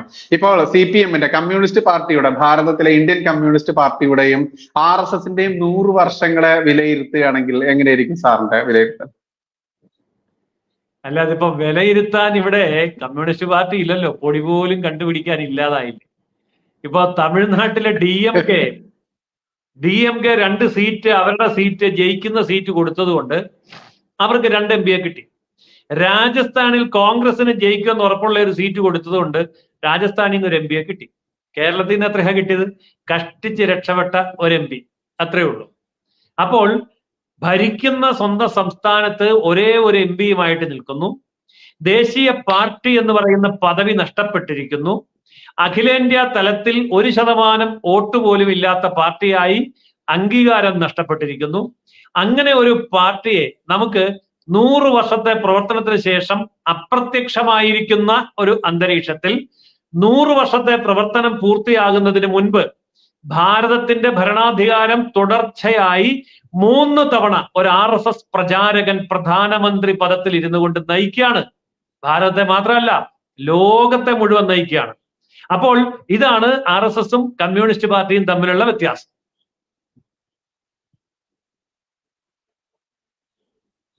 ഓക്കെ, ഇനി എന്തെങ്കിലും വിട്ടുപോയിട്ടുണ്ടോ സാർ? എന്റെ ചോദ്യങ്ങൾ, ഞാൻ സാറ് സംസാരിക്കുന്നതിനനുസരിച്ച് അങ്ങനെ ലൈവിൽ ഓരോ ചോദ്യങ്ങൾ വന്നു എന്നേ ഉള്ളൂ. ഇനി എന്തെങ്കിലും വിട്ടുപോയിട്ടുണ്ടോ നമ്മുടെ ഈ ചർച്ചയിലേക്ക് കൂട്ടിച്ചേർക്കേണ്ടതായിട്ടുള്ള? എനിക്ക് തോന്നുന്ന ഒരു കാര്യം, ഈ ഭാരതത്തിനകത്ത് നടക്കുന്ന ഗവൺമെന്റ് വിരുദ്ധ അല്ലെങ്കിൽ BJP വിരുദ്ധ നീക്കങ്ങളും സമരങ്ങളും ഭാരതത്തിനകത്ത് നിന്നുള്ള അല്ല എന്ന് ജനങ്ങൾ തിരിച്ചറിയണം. അതായത് കോൺഗ്രസിന്റെ പേരിലായിരിക്കും, അല്ലെങ്കിൽ പ്രതിപക്ഷ പാർട്ടിയുടെ ഇന്ത്യ മുന്നണിയുടെ പേരിലായിരിക്കും, അതല്ലെങ്കിൽ കർഷകന്റെ പേരിലായിരിക്കും, വിദ്യാർത്ഥിയുടെ പേരിലായിരിക്കും, അല്ലെങ്കിൽ ഈ പറഞ്ഞ പോലെ അഗ്നിവീറിന്റെ പേരിലായിരിക്കും, ഏതെങ്കിലുമൊക്കെ പേരിൽ ഇവിടെ കുത്തിപ്പൊക്കി കൊണ്ടുവരുന്ന കലാപ ശ്രമങ്ങളെ കാണുമ്പോൾ ഭാരതത്തെ സ്നേഹിക്കുന്നവർ ഏത് രാഷ്ട്രീയ പാർട്ടിയിലോ ജാതി മതത്തിലോ പെട്ടാലും ഓർക്കുക, ഈ രാജ്യത്തിനെതിരെയുള്ള വൈദേശിക നീക്കങ്ങളുടെ പ്രകട രൂപമാണ് ഇത്.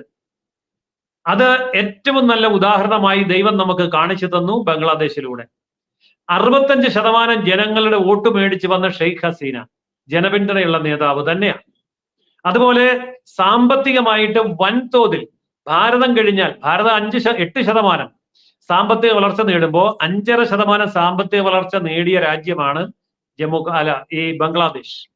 ആ ബംഗ്ലാദേശിന്റെ മൈക്രോ ഫിനാൻസ് സംവിധാനം, അവിടുത്തെ കാർഷിക മേഖല, അവിടുത്തെ വ്യാവസായിക രംഗത്തെ ചണം പോലെയുള്ള മേഖല, ഇതൊക്കെ തന്നെ വളരെ ഭദ്രമായി മുന്നോട്ട് പോകുമ്പോഴാണ്, യാതൊരുവിധ ആക്ഷേപങ്ങളും ഇല്ലാതിരിക്കുമ്പോഴാണ് ഇല്ലാത്ത ഒരു ആരോപണം ഉയർത്തിക്കൊണ്ടുവന്ന് സംവരണത്തിന്റെ പേരിൽ ഇതാ അവാമി ലീഗ് ഗവൺമെന്റ് ഉദ്യോഗം മുഴുവൻ അടിച്ചെടുക്കാൻ പോകുന്നു എന്ന തെറ്റിദ്ധാരണ പരത്തിക്കൊണ്ട് ജനാധിപത്യ ഗവൺമെന്റിനെ അട്ടിമറിച്ച് സമാധാനത്തിന് നൊബേൽ പ്രൈസ് കിട്ടിയ ആളിനെ പട്ടാള ഭരണത്തിന്റെ മേധാവിയായി വെച്ചത്. ഇത് ഭാരതത്തിനെതിരെ ഉപയോഗിക്കാൻ വെച്ചത് ഇവിടെ നനഞ്ഞു പോയ, ചീറ്റിപ്പോയ പടക്കം അവിടെ വീണ് പൊട്ടി എന്നുള്ളതേ ഉള്ളൂ. അപ്പോൾ നമ്മൾ ഇത് ഇനിയും പ്രതീക്ഷിക്കണം. ഭാരതം ഇത്തരത്തിലുള്ള ആക്രമണങ്ങളെ കരുതിയിരിക്കുക തന്നെ വേണം. അതുകൊണ്ട് കർഷക സമരമാണെന്ന് പറയുമ്പോഴേ, കാള പറ്റുമെന്ന് കേൾക്കുമ്പോഴേ കയറെടുക്കരുത്.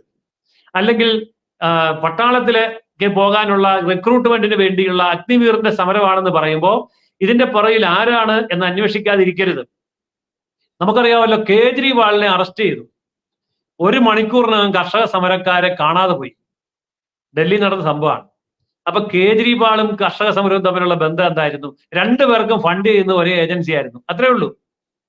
എന്ന് പറഞ്ഞ പോലെ ഏതെങ്കിലും ഒരു സമരം വരുമ്പോഴും അല്ലെങ്കിൽ ഒരു ജനകീയ വികാരം ഇളക്കി വിടുമ്പോൾ ഇതിന്റെ പിറകിൽ ആരാണ് എന്ന് അന്വേഷിക്കേണ്ട ചുമതല ഇന്ത്യയിലെ ജനങ്ങൾക്കുണ്ട്, മാധ്യമങ്ങൾക്കുണ്ട്, ചിന്തകന്മാർക്കുണ്ട്, രാഷ്ട്രീയ നിരീക്ഷകന്മാർക്കുണ്ട്. അതുകൊണ്ട് കേവലം ഏതെങ്കിലും ഒരു സമരത്തിന്റെ പേരും പൊക്കിപ്പിടിച്ചുകൊണ്ട് വരുമ്പോൾ എടുത്തു ചാടി ഓടുന്നതിന് പകരം അതിന്റെ പുറകിൽ ആരാണ്. അതുപോലെ മറ്റൊരു കാര്യം കൂടി എനിക്ക് സൂചിപ്പിക്കാനുള്ളത്, ഇന്ത്യയിൽ എവിടെയെങ്കിലും ഒരു ക്രിസ്ത്യാനി കൊല്ലപ്പെട്ടാൽ അമേരിക്കയുടെ പ്രസിഡന്റ് ഇടപെടുന്നു, മാർപ്പാപ്പ ഇടപെടുന്നു, ബ്രിട്ടീഷ് പ്രധാനമന്ത്രി ഇടപെടുന്നു, യൂറോപ്യൻ യൂണിയനിലെ ജർമ്മനിയിലെ ഭരണാധികാരി ഇടപെടുന്നു, ഫ്രാൻസ് ഇടപെടുന്നു, കാനഡ ഇടപെടുന്നു, ഓസ്ട്രേലിയ ഇടപെടുന്നു, ന്യൂസിലൻഡ് ഇടപെടുന്നു. ഒരൊറ്റ ക്രിസ്ത്യാനിയുടെ നേരെ ആക്രമണം ഉണ്ടായാൽ മതി. ലോകരാജ്യങ്ങൾ, ഐക്യരാഷ്ട്രസഭ, ഇത് ഇവിടെ ആയിരക്കണക്കിന് ഹിന്ദുക്കളെ ബംഗ്ലാദേശിൽ കൊന്നെടുക്കുമ്പോൾ അമേരിക്കയില്ല, കാനഡ ഇല്ല, ബ്രിട്ടൻ ഇല്ല, ജർമ്മനി ഇല്ല, ഐക്യരാഷ്ട്രസഭയില്ല, ഓസ്ട്രേലിയ ഇല്ല, ആരും ഇല്ല. ഇത് ഇവിടുത്തെ ഹിന്ദു നാമധാരികളായിട്ടുള്ള കോൺഗ്രസ്സുകാരും കമ്മ്യൂണിസ്റ്റുകാരും തിരിച്ചറിയേണ്ട കാര്യമാണ്. കാരണം കൊല്ലപ്പെടുന്നത് ഹിന്ദു ആണെങ്കിൽ ആംനസ്റ്റി ഇന്റർനാഷണൽ ഇല്ല, മനുഷ്യാവകാശമില്ല, പത്രപ്രവർത്തന സ്വാതന്ത്ര്യം ഇല്ല, ജനാധിപത്യ മര്യാദകളില്ല, ഒന്നും വേണ്ട. അന്താരാഷ്ട്ര കോടതിയില്ല, ഐക്യരാഷ്ട്ര സഭയില്ല. കാരണം മരിക്കുന്ന ഹിന്ദു അല്ലേ. മരിക്കുന്നത് ക്രിസ്ത്യാനി ആണെങ്കിൽ മാത്രമേ ഇടപെടുവോ? മരിക്കുന്നത് മുസ്ലിം ആണെങ്കിൽ മാത്രമേ ഇടപെടുവോ?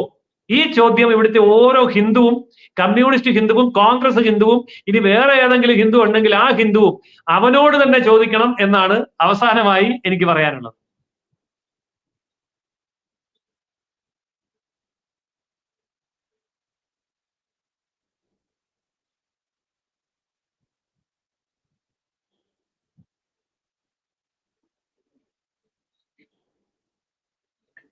ഓക്കെ, നമ്മൾക്കറിയാം ഇതിൽ കൂടുതലൊന്നും പറയേണ്ടതില്ല എന്നുള്ളതാണ് യാഥാർത്ഥ്യം. നമ്മൾക്കറിയാം നമ്മുടെ കൊല്ലം MP ആയിട്ടുള്ള പ്രേമചന്ദ്രൻ, NK പ്രേമചന്ദ്രൻ, അയാളെയൊക്കെ നമ്മളൊരു മതേതരനാണ്, അതല്ലെങ്കിൽ അയാളൊരു വ്യക്തിത്വം ഉണ്ട് എന്നൊക്കെ ഒരു ധാരണ, നരേന്ദ്രമോദി പോലും അയാളെ വ്യക്തിപരമായിട്ട് പലതിനും ക്ഷണിച്ചു എന്നുള്ള ആ ഒരു വികാരമൊക്കെ നമ്മുടെ ഈ നാട്ടിലൊക്കെ ഉണ്ടായിരുന്നു സത്യത്തിൽ. പക്ഷെ അയാൾ പോലും പറഞ്ഞു കളഞ്ഞത് ബംഗ്ലാദേശിലെ ഹിന്ദുവിനെതിരെ നടക്കുന്ന ആക്രമണങ്ങളെ മോദിജി നേരിട്ട് ഇടപെട്ട് സംസാരിക്കാൻ പാടില്ലായിരുന്നു, അവർക്ക് വേണ്ടി സംസാരിക്കാൻ പാടില്ലായിരുന്നു എന്നും പച്ചയ്ക്ക് പറയുമ്പോൾ മാന്യ പ്രേക്ഷകരെ നിങ്ങൾ മനസ്സിലാക്കേണ്ടത്, ഇവിടെ ഭാരതത്തിനെതിരെ നിലകൊണ്ടിട്ടുള്ള ശക്തികൾ ഈ നാട്ടിലുള്ളവർ മാത്രമല്ല, സാറ് പറഞ്ഞ പോലെ തന്നെ ഒരുപാട് വിദേശ ശക്തികൾ ചേർന്നുകൊണ്ട് ഇവിടെ ഇന്ത്യ മുന്നണി എന്ന് പറയുന്ന ഒരു രാജ്യദ്രോഹി കൂട്ടത്തെ നിർമ്മിച്ചെടുക്കുന്നു.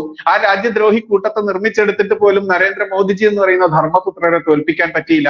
ഭരണം വീണ്ടും മൂന്നാമതും BJP-യിലേക്ക് വന്നു, നരേന്ദ്രമോദിജി പ്രധാനമന്ത്രിയായി. ഇതുകൊണ്ടൊന്നും തീരാതെ ഇതുപോലെ തൊട്ടതിനും പിടിച്ചതും ഒക്കെ ചെറിയ ചെറിയ പ്രശ്നങ്ങളിലൂടെ വലിയ വലിയ കലാപങ്ങൾ ആളിക്കത്തിച്ചുകൊണ്ട് നമ്മുടെ നാടിന്റെ സമാധാനം സമാധാനം തകർക്കുക, നമ്മുടെ നാടിന്റെ സുസ്ഥിരത തകർക്കുക എന്ന ലക്ഷ്യവുമായി മുന്നോട്ട് വരുമ്പോൾ നമ്മളെ പോലെയുള്ള കുഞ്ഞു കുഞ്ഞു ചാനലുകളിലൂടെയാണെങ്കിലും മാന്യ പ്രേക്ഷകർ ഈ വിവരം അറിയുന്നുണ്ട് എന്നുള്ളതിൽ വലിയ സന്തോഷമുണ്ട്. ആയിരക്കണക്കിന് ആളുകൾ ഈ വൈകിയ വേളയിലാണെങ്കിൽ പോലും ഇങ്ങനത്തെ ഒരു വിഷയമായിട്ട് പോലും കേട്ടിരിക്കുക എന്ന് പറയുമ്പോൾ ചാനലുകളിലൂടെ, പ്രത്യേകിച്ച് മലയാള ചാനലുകളിലൂടെ ഇത്തരത്തിലുള്ള വിവരങ്ങൾ വരുന്നില്ല എന്നുള്ളതിന്റെ ആ ഒരു വിഷമകരമായിട്ടുള്ള കാര്യം കൂടി നമുക്ക് മനസ്സിലാവുന്നുണ്ട്. എന്തായാലും ഈ വിഷയത്തിൽ ജയസൂര്യൻ സാർ കൃത്യമായിട്ടും എല്ലാ വശങ്ങളും ടച്ച് ചെയ്തുകൊണ്ട് തന്നെ നമ്മളോട് സംബന്ധിച്ചു. എന്തായാലും സാറിന് ഒരു വലിയ നന്ദി പ്രകടിപ്പിക്കേണ്ടതുണ്ട്. കാരണം ജയസൂര്യൻ സാറിന് നമ്മളിവിടെ ഇടയ്ക്കിടയ്ക്ക് വിളിക്കുന്നത് എന്തുകൊണ്ടെന്ന് വെച്ചാൽ എല്ലാ ഭാഗങ്ങളും ടച്ച് ചെയ്ത് സംസാരിക്കാൻ പറ്റുന്ന ആളുകളിലുള്ള ഒരാൾ എന്നുള്ള ലക്ഷ്യം കൂടി വെച്ചുകൊണ്ടാണ്. അതുകൊണ്ട് മാന്യ പ്രേക്ഷകർ തന്നെ ഇവിടെ കമന്റ് ഇടുന്ന ഇഷ്ടംപോലെ കാണാറുണ്ട് ഇടയ്ക്ക്. ജയസൂര്യൻ സാർ വന്നു കഴിഞ്ഞാൽ പിന്നെ എല്ലാ വിഷയങ്ങളും എല്ലാ ഭാഗവും ടച്ച് ചെയ്ത് സംസാരിക്കും എന്നുള്ളത്. അതുകൊണ്ട് സാറേ ഒരു പ്രത്യേക നന്ദി കൂടി അറിയിക്കുകയാണ്. എന്തായാലും നമുക്ക് ഈ ഒരു സെഷൻ തൽക്കാലം ഇവിടെ അവസാനിപ്പിക്കാം. സാറിന്റെ പെർമിഷനോടുകൂടി അവിടെ അവസാനിപ്പിക്കുകയാണ്. ഇനി വീണ്ടും നല്ല നല്ല ഗംഭീര വിഷയങ്ങളുമായിട്ട് വീണ്ടും വരാമെന്ന ഒരു ഉറപ്പാണ് തൽക്കാലം. നന്ദി, നമസ്കാരം. ജയ് ഹിന്ദ്, ജയ് ശ്രീറാം.